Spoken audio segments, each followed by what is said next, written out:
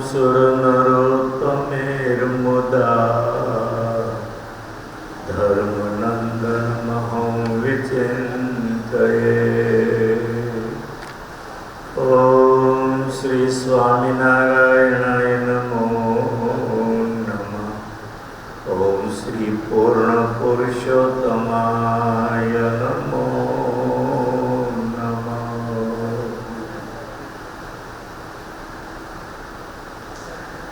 विघ्नेश विघ्नचय खण्डन नामधेयं श्री शंकरात्मज सुरा दीपवन्द्य पाद दुर्गा महाव्रत फला खिलमंगलात्मा विघ्नं ममापहरसि दिविनायकत्वं। આજે અષાઢ સુધી દશમ સંવત 1849 અષાઢ સુધી દશમને દિવસે ભગવાન સ્વામિનારાયણ અયોધ્યાનો ત્યાગ કરી વન યાત્રામાં આજે સવારે 3:30 વાગે નીકળ્યા હતા અને અત્યારે સરયુમાં એને ડૂબકી મારી દીધી. એ વખતે સરયુ બે કાંઠે ભૂગવાટા કરતી હતી અને ઘરેથી નીકળ્યા પહેલા ગણપતિની જે 8 શ્લોકથી સ્તુતિ કરી એ 8 શ્લોકના સ્તોત્રનો આજે જન્મ દિવસ કહેવાય. સ્વામિનારાયણ ભગવાન અનંત જીવોના કલ્યાણ માટે આ પૃથ્વી ઉપર આવ્યા. જોકે હું કાયમને માટે કહું છું કે અનંત બ્રહ્માંડોને છોડી જ્યારે આ બ્રહ્માંડમાં સ્વામિનારાયણ ભગવાન જ્યારે પધાર્યા ત્યારે છપૈયાને એરપોર્ટ બનાવ્યું અને ધર્મ ભક્તિના ભવનમાં પ્રગટ થયા. ગઢડાને રેસિડેન્ટ બનાવ્યું. વડતાલ અને અમદાવાદને ઓફિસો બનાવી. જુનાગઢ, ધોલેરા, ભુજ અને ધોલેરાને બ્રાન્ચ બનાવી. 500 પરમહંસોને સેલ્સમેન બનાવ્યા અને મારી તમારી જેવા અનંત જીવને અક્ષરધામની પ્રાપ્તિ કરાવી. સ્વામિનારાયણ ભગવાનની ઓળખાણ કરાવી. એ છપૈયામાં જ્યારે ભગવાન જન્મ્યા 2.5 વર્ષ માતા પિતાને બહુ સુખ આપ્યું. 2.5 વર્ષની લીલા 3 વર્ષ ગાઈ અને તોય પૂરી ન થાય. આ એક ભગવાનનો મોટો ચમત્કાર છે. 8 વર્ષ અયોધ્યામાં રહ્યા, લીલા કરી 9 વર્ષ ગાઈએ તોય પૂરી ન થાય. આ ઈશ્વરનો એક મોટો સંકેત છે. છપૈયામાં બ્રહ્મકુમારોને કેવા સુખ આપ્યા છે. મોટી મોટી વિપત્તિઓમાંથી ઘનશ્યામ જીવતા રહ્યા.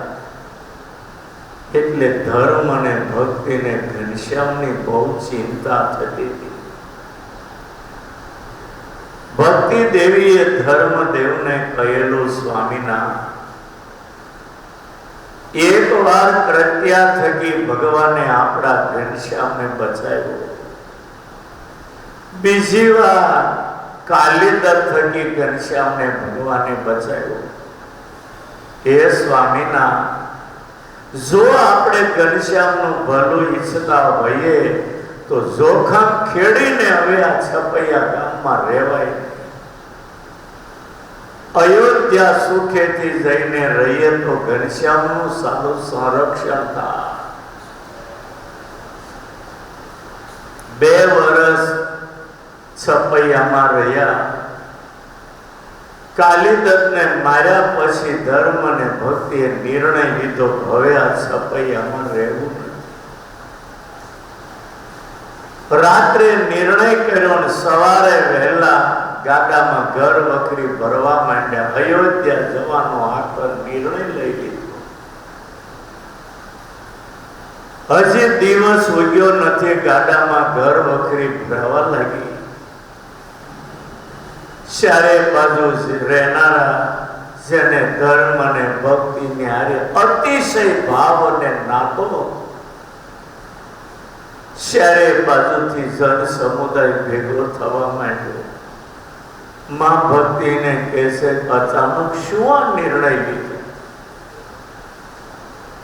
ભક્તિ દેવી કે અમે ઘનશ્યામના ભલાને માટે બબ્બે ઘાતમાંથી ભગવાને અમારા ઘનશ્યામને જીવાડ્યો. હવે અમારે જોખમ ખેડવી નથી. અયોધ્યા જઈને સુખેથી રહેશે.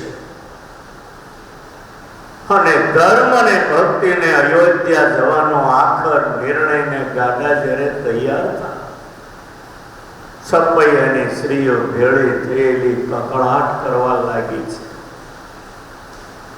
આવા પાડોશી મળે કોને? પહેલો તો મોટો પ્રશ્ન એ છે. ધર્મ અને ભક્તિ જેવો પાડોશી કોઈને ન મળે. ટાણે કટાણે કોઈને કઈ વસ્તુ જોતી કારવતી હોય તો ધર્મ દેવને ઘરે કોઈ દી ભક્તિ દેવી ના ન પાડે. અત્યારે તો સિટીમાં બધું બદલાઈ ગયું,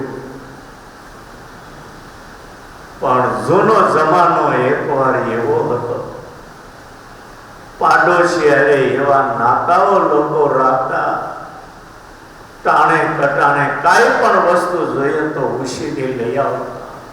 હળદર જીરું મરચું જોઈએ તોય પાડોશીને ત્યાંથી હસતા હસતા મળતું. અને તેની ભક્તિ માએ એવો છપૈયાના લોકોની આરે વ્યવહાર સાચ્યો. આજે ધર્મ અને ભક્તિ અયોધ્યા જવાનું પ્રયાણ કરે, છપૈયા વાસીઓના ટોળા ભેળા થઈ રડે છે. ગામની સ્ત્રીઓ ભક્તિ દેવીને કહેશે, ઘનશ્યામ તમારો એકનો નહીં, આખા છપૈયા ગામનો છે. એનું મોઢું જોયા સિવાય અમને જળ અને અન્ન લેવું ગમતું નથી. તમે એને લઈને અયોધ્યા જશો, છપૈયાના લોકોનું થશે શું? આનો તમે કોઈ દી વિચાર કર્યો છે? અમે એવું માનતા, ઘનશ્યામ આવ્યો ત્યારથી અમારા ભાગ્યના દરવાજા ખોલી ગયા.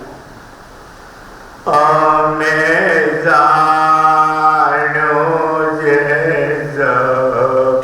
ગમાયે કયો મે જસભાગિયા.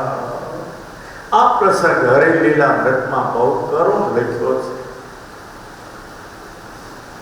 ગામની સ્ત્રીઓ બોલે, તમે એવું માનતા કે જગતમાં અમારી જેવા કોઈ ભાગ્યશાળી નહીં, પણ આજે અમારી ઉગાડી આંખે ઘનશ્યામ જો અયોધ્યા યોજા તો અમે માનીએ છીએ કે આ જગતમાં અમારી જેવા કોઈ અભાગ્યા નથી. ગામની સ્ત્રીઓ ઘનશ્યામને જોઈ ભક્તિ દેવીની સામે ઉભા ઉભા રડતા. એવો કકળાટ થઈ રહ્યો છે. ગોકુળ છોડતા ગોપીઓની જે દશા હતી, ભગવાને ગોકુળ છોડ્યું જે ગોપીઓની દશા, એ દશા છપૈયાની સન્નારીઓની. પ્રેમની વાતમાં સમજતા હોઈને એને ખ્યાલ આવે, આમાં ગબરગણને કઈ ખબર ન. ધર્મ અને ભક્તિ ધૈર્ય આપે છે. ક્યારે તમે આવશો?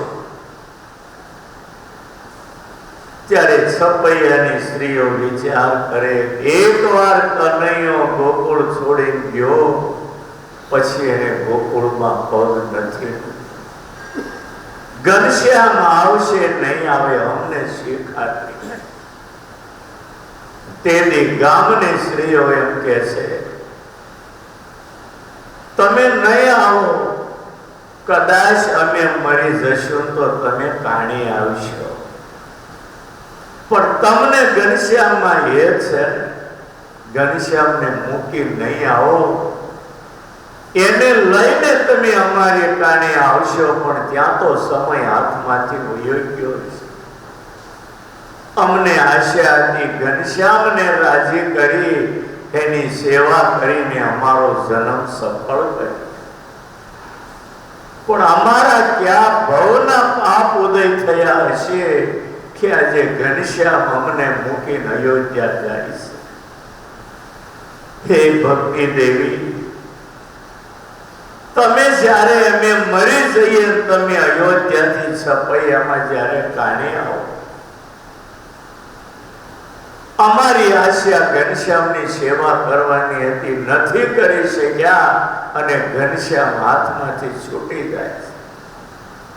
પણ ભક્તિ માં એટલું તમે યાદ રાખો કે અમે જ્યારે મરી જઈએ, તમે જ્યારે ઘનશ્યામને લઈને અહીંયા કાને આવો, અમને જ્યાં બાળ્યા હોય ને ત્યાંથી રાખોડી લઈ અને ઘનશ્યામની ગાલે કાળે કીલી કરજો કે અમારા ઘનશ્યામને કોઈની નજર ન લાગે. મર્યા પછી અમે તો એના ઉપયોગમાં એટલે આવ્યા. હરિલીલામૃતમાં આ પ્રસંગ ગજબનો લખ્યો. અને એ વખતે સૌને ધૈર્ય આપી ધર્મ ને ભક્તિ ગાડાઓ લઈ છપૈયાને છોડીને અયોધ્યાની વાટે ચાલી નીકળ્યા. આખું ગામ ધ્રુસકે ધ્રુસકે રડતા નારાયણ સરોવર સુધી એને ભળાવવા જાય છે. ઉભા ઉભા સૌ રડતા રહ્યા. ગાડાઓ છપૈયા છોડીને અયોધ્યાની વાટે નીકળી. સંધ્યા કાળે અયોધ્યામાં આવ્યા. સરયુ નદી પાર કરી ખલાસીનો ઉદ્ધાર કર્યો. અયોધ્યાના રાજમાર્ગમાં જા શું એ અયોધ્યાનું વર્ણન કર્યું. સત્સંગી જીવનમાં અયોધ્યાનું બજારોનું અદ્ભુત વર્ણન છે. બરહટ્ટા વિસ્તારની અંદર જ્યાં ધર્મદેવનું પોતાનું જૂનું ઘર હતું ત્યાં આવીને ઉતારા કર્યા છે. આજે અયોધ્યામાં રાયગઢ રેલવે સ્ટેશનની અડોઅડ આપણું મંદિર, જ્યાં ધર્મદેવનું ઘર જગ્યાએ જે મોટી છત્રી હતી કે આજે વિકાસના કામને લીધે ખોદીને કાઢી નાખી ત્યાં શોપ બનાવી દીધો. ફળિયામાં મંદિર શિખરબંધ થયું, જ્યાં આજે રાધા કૃષ્ણ દેવ હરિકૃષ્ણ મહારાજ બિરાજે છે. 8 વર્ષ અયોધ્યા વાસીઓને એવા સુખ આપ્યા, શું એની કથા કરીએ. ભોમાનંદ સ્વામી જેવા સંતો લખતા લખતા ટૂંકા પડ્યા. આપણે અયોધ્યાની લીલાનું કેટલું વર્ણન કરી શકીએ. અયોધ્યા એટલે અયોધ્યા. જિંદગીમાં ભગવાન જો યોગ આપે તો એકવાર અયોધ્યાની યાત્રા કરજો. ગલીએ ગલીએ જ્યાં પગ મૂકો ત્યાં તમને અશ્વમેધ યજ્ઞ જેટલું પૂર્ણ મળે. જ્યાં હજારો વર્ષ રામે લીલા કરી, જ્યાં ઘનશ્યામ મહારાજે 8 વર્ષ ખેલી કૂદીને અયોધ્યાની બજારોને પાવન કરી છે. એ અયોધ્યામાં જ્યારે 8 વર્ષ રહ્યા, અયોધ્યા વાસીઓને જે સુખ આપ્યા છે, છેલ્લે ઘનશ્યામને થયું મારો અવતાર તો અનંત જીવોના ઉદ્ધાર માટે. આમને આમ આમ ગ્રહવાસ બાળ લીલાથી માતા પિતાને બ્રહ્મકુમારોને સુખ આપવું, પણ દુનિયાના તીર્થો આજે મને પોકારી રહ્યા છે. દુનિયાના તીર્થોનો પોકાર છે, પ્રભુ અમારામાં પાપ ભરાણો તમે આવી અમને હળવા કરો. ઘનશ્યામ મહારાજે અયોધ્યામાં 2-3 વાર નિર્ણય કર્યો, પણ સૌનો પ્રેમ એને રોકી રાખતો. એક વાર વનમાં જવાનો નિર્ણય કર્યો, પણ મનમાં એમ થયું આજ અયોધ્યામાં મેં રામાવતાર લીધો. 14 વર્ષ માટે વનમાં ગયો, પાછળ મા બાપને કેટલા રડાવ્યા. બાપ તો મારી પાછળ રડીને મૃત્યુ પામ્યા. કૌશલ્યાએ રડી રડીને આંખના આંસુડા ખાલી કર્યા.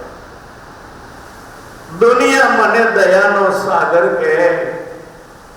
હવે આ અવતારમાં મારે માતા પિતાને રડાવવા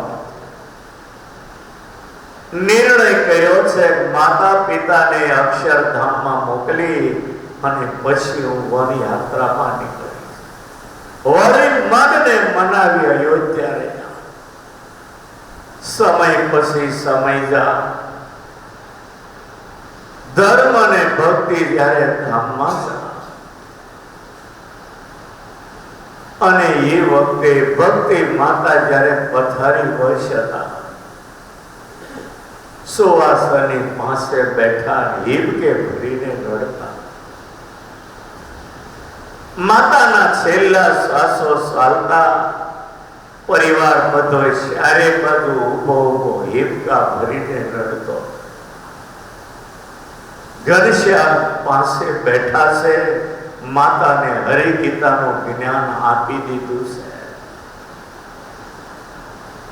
એ વખતે છેલ્લા શબ્દો ભક્તિ માતાના સુવાસની પ્રત્યે એ હતા, બેટા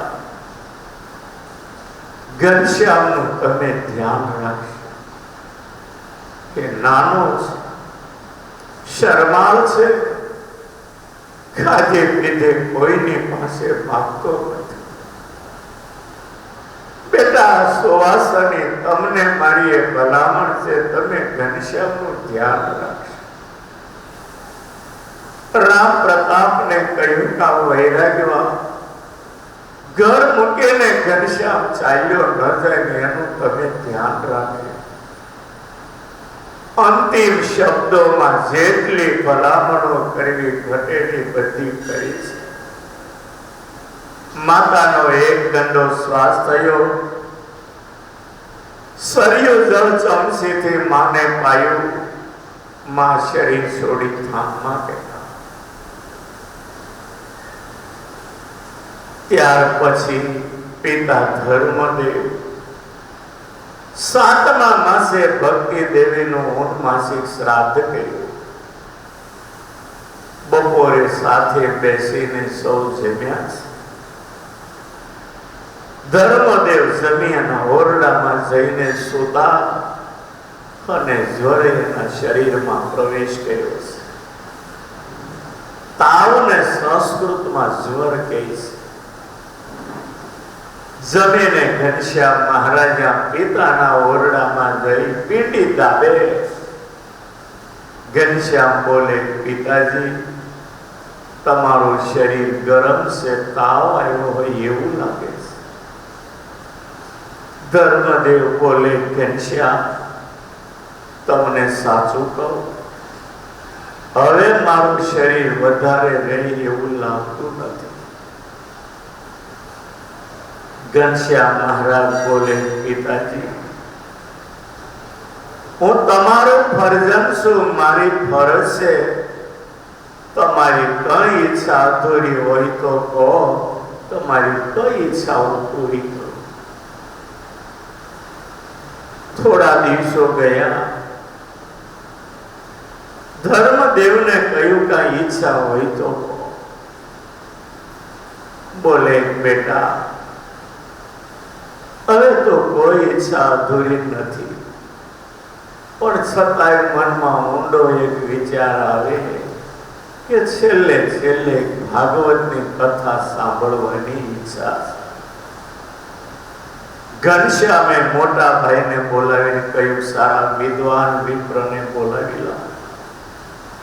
રામ પ્રતાપજી ગયા, વિદ્વાન વિપ્રને બોલાવે, ઓસરીમાં વ્યાસપીઠ તૈયાર કરે, ઢોલીએ સુતેલા ધર્મદેવને બેઠા કર્યા, ત્રણ બાજુ તકિયા મૂક્યા.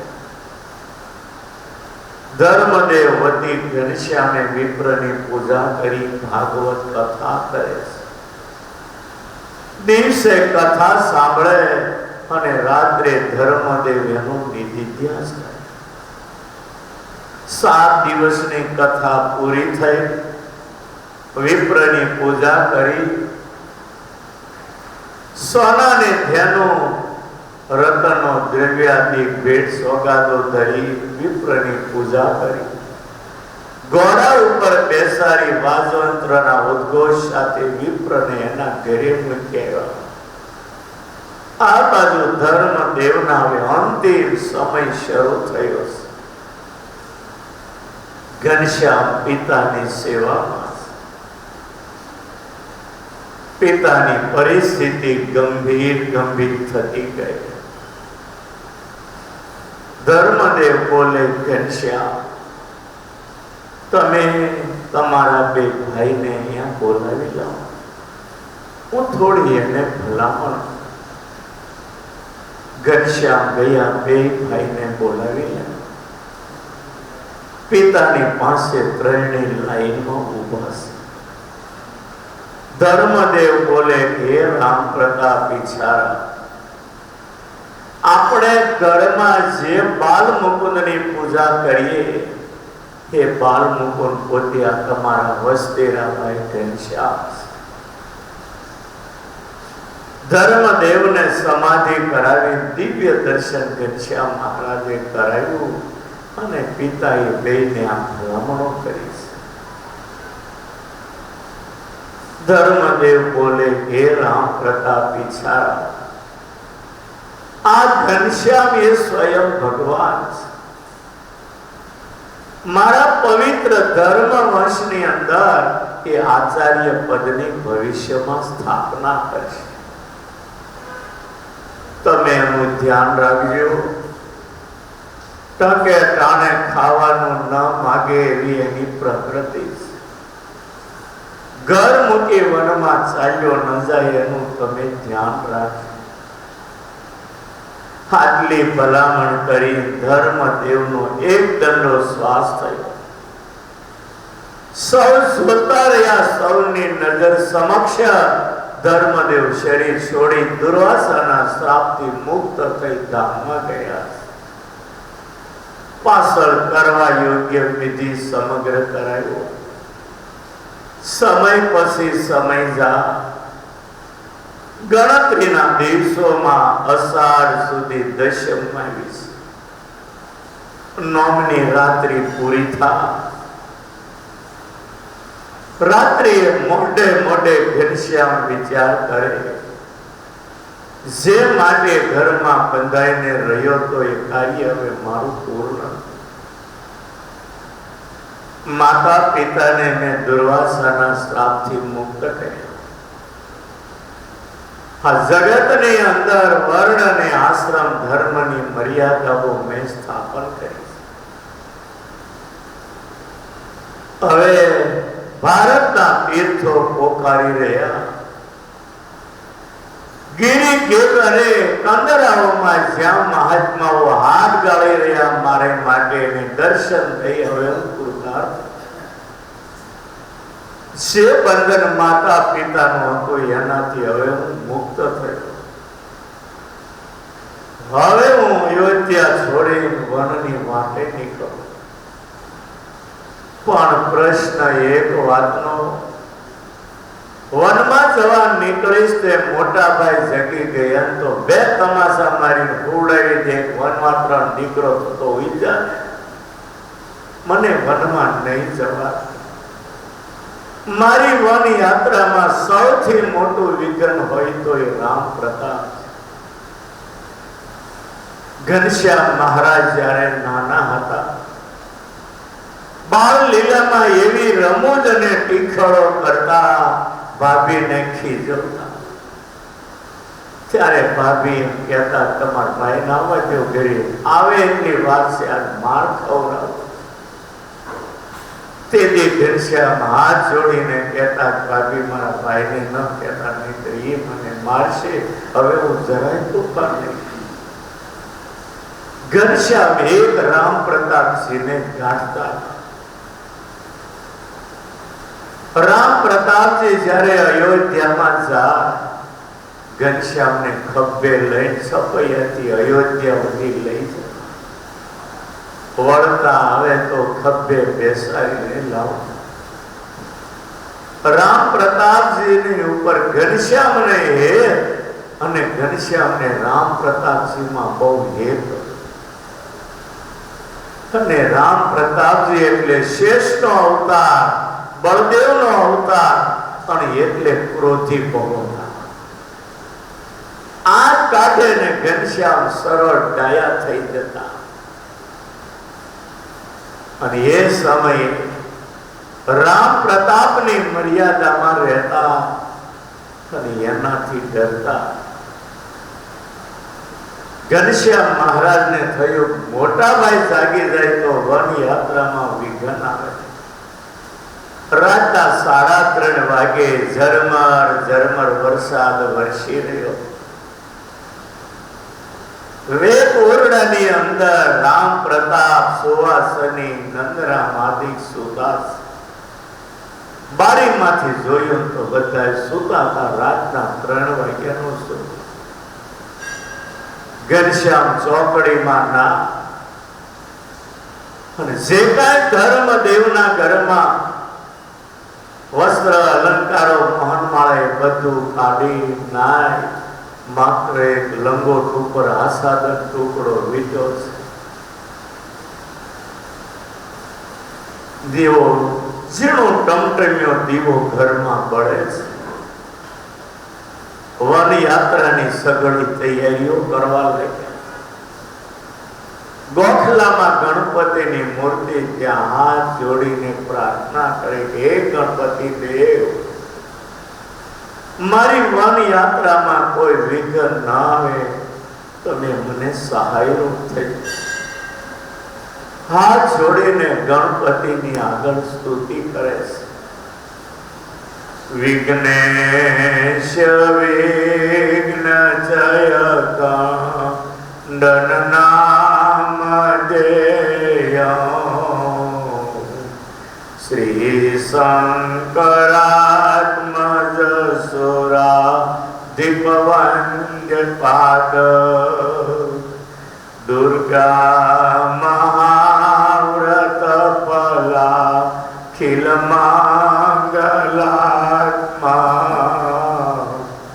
વિઘ્ન મમા પરસે દિવિનાયકત્વં.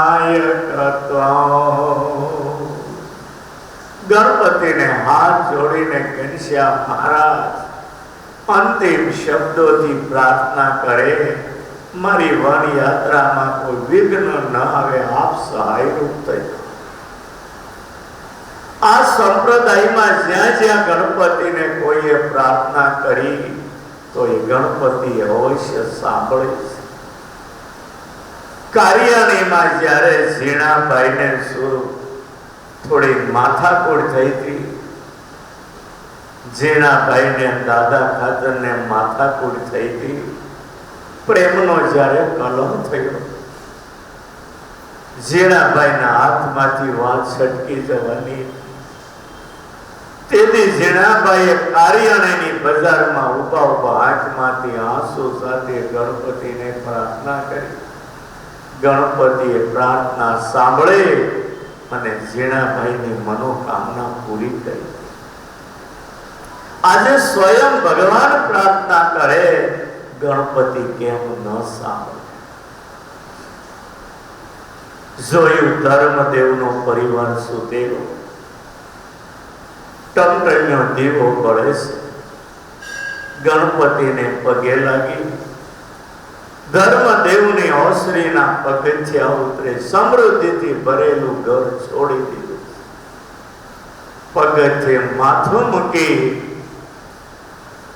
અને ત્યાંથી વનની યાત્રા એ ધર્મદેવના ભવનમાંથી નીકળી ગયા.